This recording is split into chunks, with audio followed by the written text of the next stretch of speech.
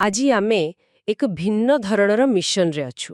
ଭାବନ୍ତୁ ତ, ଆମେ ସମସ୍ତେ ଏମିତି ଗୋଟେ ଅପରେଟିଂ ସିଷ୍ଟମ ସହିତ ଜନ୍ମ ହୋଇଛୁ, ଯାହାର ଡିଫଲ୍ଟ ସେଟିଂ ହେଉଛି ଭଲ ଅନୁଭବ କରିବା। କିନ୍ତୁ କେମିତି କେଜାଣି ଜୀବନର ରାସ୍ତାରେ ସେଇ ସେଟିଂଟା ବଦଳି ଯାଇଛି। ତେବେ ମୂଳ ପ୍ରଶ୍ନ ହେଉଛି, ଯଦି ଭଲ ଅନୁଭବ କରିବା ଏତେ ସ୍ୱାଭାବିକ, ତେବେ ଏହା ଏତେ କଷ୍ଟ କାହିଁକି ଲାଗେ? କାହିଁକି ଆମେ ବାରମ୍ବାର ଖରାପ ଅନୁଭବର ଜାଲରେ ଫସିଯାଉ? ଆଉ ଏହି ପ୍ରଶ୍ନଟି ହିଁ ଆଜିର ଆଲୋଚନାର ମୂଳଦୁଆ। କଣ ନା, ଆମ ପାଖରେ ଯେଉଁ ତଥ୍ୟ ଅଛି ସେଗୁଡ଼ିକ ଗୋଟେ ଆଶ୍ଚର୍ଯ୍ୟଜନକ କଥା କହୁଛନ୍ତି। ଆମକୁ କିଛି ନୂଆ ପାଇବାର ନାହିଁ, ବରଂ ଯାହା ଆମ ଭିତରେ ଆଗରୁ ଅଛି ତା ଉପରେ ପଡ଼ିଥିବା ଧୂଳିକୁ ଝାଡ଼ିବାର ଅଛି। ଓହୋ, ମାନେ ଏହା ଏକ ପୁନରାବିଷ୍କାରର ଯାତ୍ରା? ଏକଦମ। ଭାବନ୍ତୁ, ଆପଣଙ୍କ ପାଖରେ ଗୋଟେ ସୁନ୍ଦର ଦର୍ପଣ ଅଛି, କିନ୍ତୁ ତା ଉପରେ ଏତେ ମଇଳା ଜମିଯାଇଛି ଯେ ନିଜର ପ୍ରତିବିମ୍ବ ବି ଦେଖାଯାଉନି। ଆମ କାମ ହେଉଛି ସେଇ ଦର୍ପଣକୁ ପୋଛିବା, ନୂଆ ଦର୍ପଣ ତିଆରି କରିବା ନୁହେଁ। ଏହି ଦର୍ପଣର ଉପମା ବହୁତ ଶକ୍ତିଶାଳୀ। ତାହେଲେ ଚାଲନ୍ତୁ ସେହି ସମୟକୁ ଫେରିଯିବା ଯେତେବେଳେ ଦର୍ପଣଟା ପୁରା ସଫା ଥିଲା। ଆମ ସୂତ୍ରରେ ଗୋଟେ ଛୋଟ ପିଲାର ଉଦାହରଣ ଅଛି। ସେ ଯେତେବେଳେ ସକାଳୁ ଉଠୁଥିଲା, ତା ମୁହଁରେ ଗୋଟେ ସ୍ୱାଭାବିକ ହସ ଥିଲା, କୌଣସି କାରଣ ନଥାଏ। ହଁ, କାରଣ ତା ମନରେ ଅତୀତର ଦୁଃଖ କିମ୍ବା ଭବିଷ୍ୟତର ଚିନ୍ତା ନଥିଲା। ପ୍ରତିଟି ମୁହୂର୍ତ୍ତ ତା ପାଇଁ ନୂଆ ଥିଲା। ସେଇଟା ହିଁ ତାର ଡିଫଲ୍ଟ ସେଟିଂ। ଠିକ୍। ଆଉ ସେହି ଅବସ୍ଥାକୁ ବୁଝିବା ପାଇଁ ଗୋଟିଏ ଶବ୍ଦ ଅଛି, ହାଲୁକାପଣ। ସେ ପିଲାଟିର ମନ ପୂରାପୂରି ହାଲୁକା ଥିଲା, କୌଣସି ବିଚାରର ବୋଝ ନଥିଲା। କିନ୍ତୁ ସେ ଯେତେବେଳେ ବଡ଼ ହେଲା, ଆମେମାନେ ସମାଜ ତାକୁ କ'ଣ ଶିଖାଇଲୁ?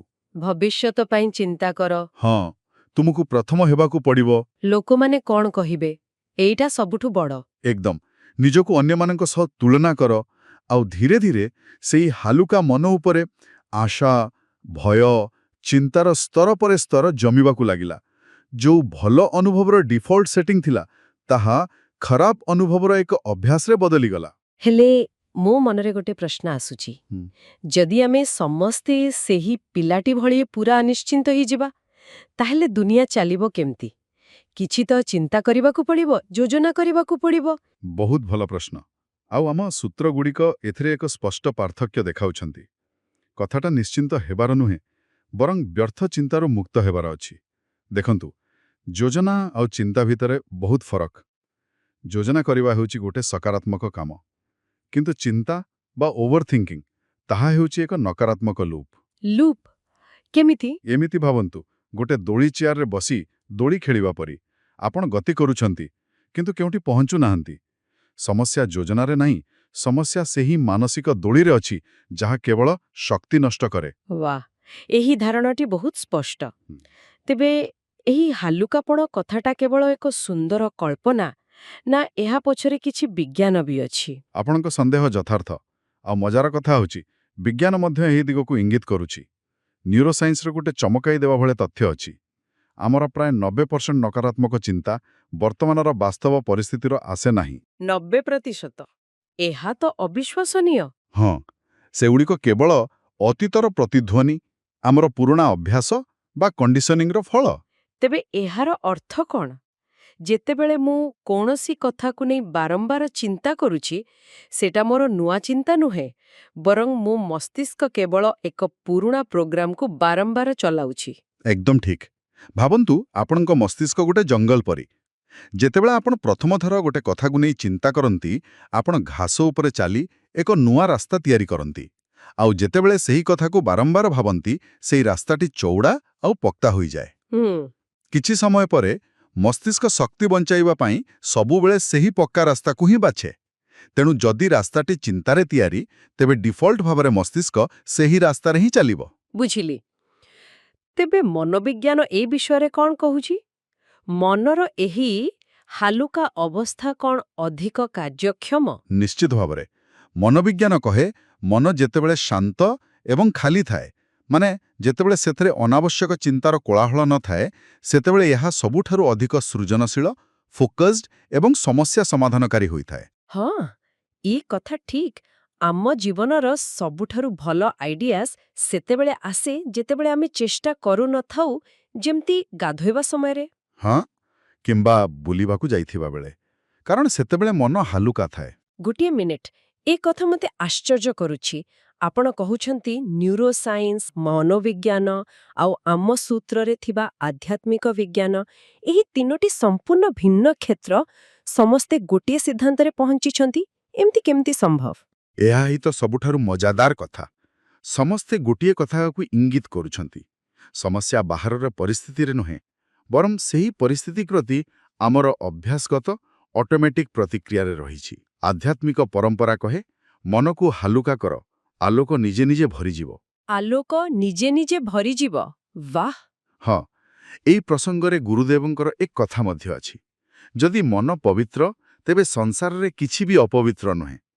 ଏଠି ପବିତ୍ରର ଅର୍ଥ ହେଉଛି ଏକ ମନ ଯାହା ଅତୀତର ଦୋଷ ଆଉ ଭବିଷ୍ୟତର ଭୟର ବୋଝରୁ ମୁକ୍ତ, ମାନେ ଏକ ହାଲୁକା ମନ। ଠିକ୍ ଅଛି। ତେବେ ଏହା ସ୍ପଷ୍ଟ ହୋଇଗଲା ଯେ ସମସ୍ୟା ଆମ ଭିତରେ ଥିବା ସେହି ପୁରୁଣା ପ୍ରୋଗ୍ରାମିଂରେ ଅଛି। ତାହେଲେ ଏହି ଭାଇରସ୍ ପ୍ରକୃତରେ କ'ଣ? ଆମ ସୂତ୍ରଗୁଡ଼ିକ ଏହାର ମୁଖ୍ୟ କାରଣ ଭାବରେ କ'ଣ ଚିହ୍ନଟ କରୁଛନ୍ତି? ମୁଖ୍ୟତଃ ଦୁଇଟି କାରଣ ଉପରେ ଗୁରୁତ୍ୱ ଦିଆଯାଇଛି।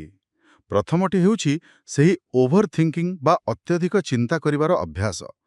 ଆମେ ଗୋଟିଏ ଛୋଟ ସମସ୍ୟାକୁ ନେଇ ମନ ଭିତରେ ତାକୁ ଏତେ ଚବାଉ ଯେ ଶେଷରେ ତାହା ଏକ ବିରାଟ ସମସ୍ୟାରେ ପରିଣତ ହୋଇଯାଏ। ଆଉ ଦ୍ୱିତୀୟ କାରଣଟି? ଦ୍ୱିତୀୟଟି ହେଉଛି ଅନ୍ୟମାନଙ୍କ ଆଶାର ବୋଝ ଉଠାଇବା। ସେ ମୋ ବିଷୟରେ କ'ଣ ଭାବୁଥିବେ, ମୋତେ ସମସ୍ତଙ୍କୁ ଖୁସି କରିବାକୁ ପଡ଼ିବ। ଏହି ଭାବନା ଆମର ସ୍ୱାଭାବିକତାକୁ ନଷ୍ଟ କରିଦିଏ। ଏମିତି ଲାଗେ ଯେମିତି ଆମେ ଅନ୍ୟ କାହାର ସ୍କ୍ରିପ୍ଟ ଅନୁସାରେ ନିଜ ଜୀବନ ବଞ୍ଚୁଛୁ। ଏହି ଦୁଇଟି ବୋଝରୁ ମୁକ୍ତି ପାଇବା କଥା ଶୁଣିବାକୁ ସହଜ, କିନ୍ତୁ ବାସ୍ତବରେ ବହୁତ କଷ୍ଟ।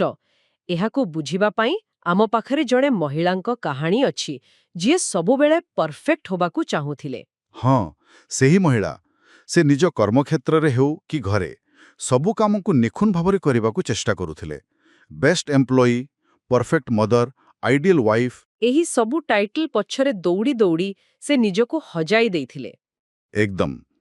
ବାହାରୁ ବହୁତ ସଫଳ ଦେଖାଯାଉଥିଲେ, କିନ୍ତୁ ଭିତରେ ସବୁବେଳେ ଏକ ଅଦୃଶ୍ୟ ଚାପ ଆଉ ଅଶାନ୍ତି ଅନୁଭବ କରୁଥିଲେ। ତେବେ ତାଙ୍କ ଜୀବନରେ ପରିବର୍ତ୍ତନ କେମିତି ଆସିଲା? କେଉଁ ମୁହୂର୍ତ୍ତରେ ସେ ଏହି ଦୌଡ଼ରୁ ବାହାରିଲେ? ଦିନେ କ'ଣ ହେଲା, ସେ ନିଜ ପିଲାର ଜନ୍ମଦିନ ପାର୍ଟିରେ ବି ଖୁସି ହୋଇପାରିଲେ ନାହିଁ। ତାଙ୍କ ମନ କେବଳ ଭାବୁଥିଲା ସବୁ ଆୟୋଜନ ଠିକ୍ ଅଛି କି ନାହିଁ, ଅତିଥିମାନେ ଖୁସି ଅଛନ୍ତି କି ନାହିଁ। ସେହି ରାତିରେ ସେ ନିଜକୁ ଗୋଟେ ସରଳ କିନ୍ତୁ ବହୁତ ଗଭୀର ପ୍ରଶ୍ନ ପଚାରିଲେ। କ'ଣ ଥିଲା ସେ ପ୍ରଶ୍ନ? ସେ ପଚାରିଲେ, ମୁଁ ଯେଉଁ ପରଫେକ୍ସନ ପଛରେ ଦୌଡ଼ୁଛି, ତାହା ମୋ ମନକୁ ହାଲୁକା କରୁଛି ନା ଭାରି?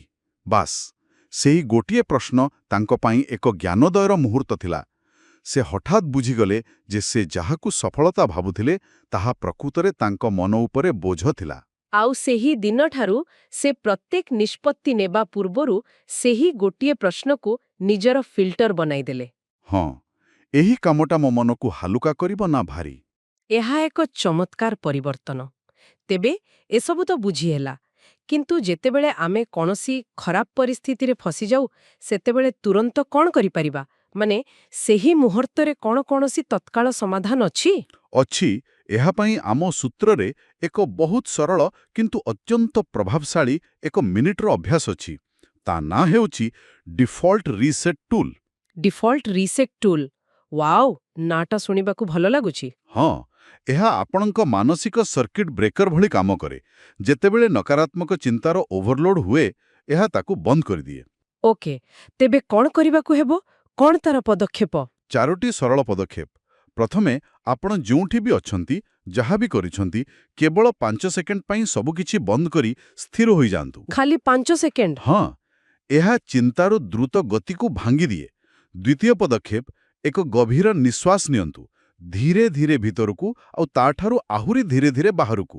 ଏହା ଆମର ସ୍ନାୟୁତନ୍ତ୍ରକୁ ତୁରନ୍ତ ଶାନ୍ତ କରିବାର ସଂକେତ ଦିଏ। ଠିକ୍ ଅଛି। ତୃତୀୟ ଏବଂ ଚତୁର୍ଥ ପଦକ୍ଷେପ କ'ଣ? ତୃତୀୟ ପଦକ୍ଷେପ ହେଉଛି ଏକ ସ୍ପଷ୍ଟ ଆଦେଶ। ନିଜକୁ ମନେ ମନେ କୁହନ୍ତୁ, ଖରାପ ଅନୁଭବ କରିବା ବନ୍ଦ। ଏକ ଆଦେଶ, ଅନୁରୋଧ ନୁହେଁ। ଏକ୍ଜାକ୍ଟଲି। ଆଉ ଚତୁର୍ଥ ତଥା ଶେଷ ପଦକ୍ଷେପ, ଏକ ଛୋଟ ସ୍ୱାଭାବିକ ହସ ହସନ୍ତୁ। ଏପରିକି ଯଦି ହସ ଆସୁନି, ତଥାପି ଚେଷ୍ଟା କରନ୍ତୁ। କାରଣ ଯେତେବେଳେ ଆପଣଙ୍କୁ ମୁହଁର ମାଂସପେଶୀ ହସିବା ଭଳି ହୁଏ, ମସ୍ତିଷ୍କକୁ ସଂକେତ ଯାଏ ଯେ ସବୁକିଛି ଠିକ୍ ଅଛି। ଓହୋ, ତେବେ ଏହା ଏକ ବାୟୋହ୍ୟାକ୍। ଏହା କୌଣସି ଯାଦୁ ନୁହେଁ। ନା, ଯାଦୁ ନୁହେଁ। ଏହା ପୁରୁଣା ଅଭ୍ୟାସକୁ ଭାଙ୍ଗି ଏକ ନୂଆ ଅଭ୍ୟାସ ଆରମ୍ଭ କରିବା ପାଇଁ ଛୋଟ ଛୋଟ ବିଜ୍ଞାନ ସମର୍ଥିତ କାର୍ଯ୍ୟର ଏକ କ୍ରମ। ଏହା ସରଳ, କିନ୍ତୁ ଏହା ପଛର ବିଜ୍ଞାନ ଗଭୀର। ଏକ୍ଜାକ୍ଟଲି। ଆଉ ଆପଣ ଯେତେଥର ଏହି ଟୁଲ୍ ବ୍ୟବହାର କରନ୍ତି, ଆପଣ କେବଳ ସେହି ମୁହୂର୍ତ୍ତ ପାଇଁ ଖରାପ ଅନୁଭବକୁ ଅଟକାନ୍ତି ନାହିଁ, ବରଂ ଆପଣ ଆପଣଙ୍କ ମସ୍ତିଷ୍କରେ ଥିବା ପୁରୁଣା ଚିନ୍ତାର ରାସ୍ତାକୁ ଦୁର୍ବଳ କରୁଛନ୍ତି ଆଉ ଏକ ନୂଆ ଶାନ୍ତିର ରାସ୍ତାକୁ ମଜବୁତ କରୁଛନ୍ତି। ତାହେଲେ ତ ଏହାଦ୍ୱାରା ଆମେ ନିଜ ମସ୍ତିଷ୍କକୁ ପୁନଃ ପ୍ରୋଗ୍ରାମିଂ କରୁଛୁ। ଠିକ୍ କହିଲେ। ତେବେ ଆଜିର ଏହି ସମଗ୍ର ଆଲୋଚନାରୁ ଯଦି ଗୋଟିଏ ମୁଖ୍ୟ ଶିକ୍ଷା ନେବାକୁ ହୁଏ, ତେବେ ତାହା କ'ଣ ହେବ? ମୁଖ୍ୟ ଶିକ୍ଷାଟି ହେଉଛି, ଭଲ ଅନୁଭବ କରିବା ଏକ ଉପଲବ୍ଧି ନୁହେଁ ଯାହାକୁ ଆମକୁ ପରିଶ୍ରମ କରି ହାସଲ କରିବାକୁ ପଡ଼ିବ। ଏହା ଆମର ସ୍ୱଭାବ, ଆମର ଜନ୍ମସିଦ୍ଧ ଅଧିକାର। ଆମର କାମ କିଛି ଯୋଡ଼ିବା ନୁହେଁ, ବରଂ ଆମେ ନିଜ ଉପରେ ଲଦି ଦେଇଥିବା ଅନାବଶ୍ୟକ ମାନସିକ ବୋଝକୁ କମ୍ କରିବା। ସତରେ, ମନକୁ ହାଲୁକା ରଖିଲେ ହିଁ ଜୀବନ ସୁନ୍ଦର ଲାଗିବ। ଆଜିର ଆଲୋଚନାରୁ ଗୋଟିଏ ବାକ୍ୟ ମୋ ମନର ସବୁଦିନ ପାଇଁ ରହିଗଲା। ବେଶୀ ଭାବିଲେ ହରାଇଦେବ, ଟିକେ ହସିଦେଲେ ପାଇଯିବ। ଶେଷରେ, ଯଦି ଆମକୁ ଗୋଟିଏ ଧାଡ଼ି ମନେ ରଖିବାକୁ ପଡ଼େ, ତାହା ହେବ ଖରାପ ଅନୁଭବ କରିବା ବନ୍ଦ, ଭଲ ଅନୁଭବ କରିବା ହିଁ ଡିଫଲ୍ଟ। ଆଉ ଏହି ସମଗ୍ର ଆଲୋଚନା ଆମ ସମସ୍ତଙ୍କ ପାଇଁ ଏକ ଗୁରୁତ୍ୱପୂର୍ଣ୍ଣ ପ୍ରଶ୍ନ ଛାଡ଼ିଯାଉଛି। ଯଦି ଭଲ ଅନୁଭବ କରିବା ଆମର ପ୍ରାକୃତିକ ଅବସ୍ଥା, ତେବେ ଆଜି ଏହି ମୁହୂର୍ତ୍ତରେ ଆମେ ନିଜ ମନରୁ କେଉଁ ଗୋଟିଏ ଛୋଟ ବୋଝକୁ ଓହଲାଇ ପାରିବା, ଯାହା ଆମକୁ ସେହି ସ୍ୱାଭାବିକ ହାଲୁକାପଣର ଟିକେ ପାଖକୁ ନେଇଯିବ। ତାହା କୌଣସି ପୁରୁଣା ଅନୁଶୋଚନ ହୋଇପାରେ, ଭବିଷ୍ୟତର କୌଣସି ଅଯଥା ଚିନ୍ତା ହୋଇପାରେ, କିମ୍ବା କାହାକୁ ଖୁସି କରିବାର ଚାପ ହୋଇପାରେ। କେବଳ ଗୋଟିଏ ଜିନିଷ, ସେହି ଗୋଟିଏ ବୋଝକୁ ଓହଲାଇ ଦେଲେ କିପରି ଲାଗିବ?